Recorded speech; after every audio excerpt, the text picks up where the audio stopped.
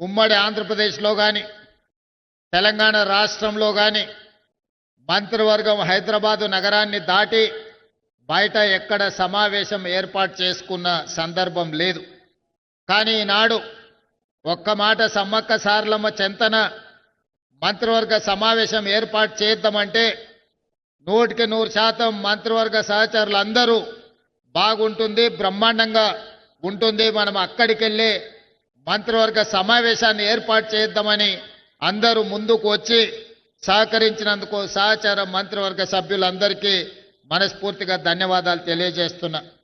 మిత్రులారా, ధీరత్వమే దైవత్వంగా మారిన చారిత్రాత్మక సత్యం మేడారం మహోత్సవం.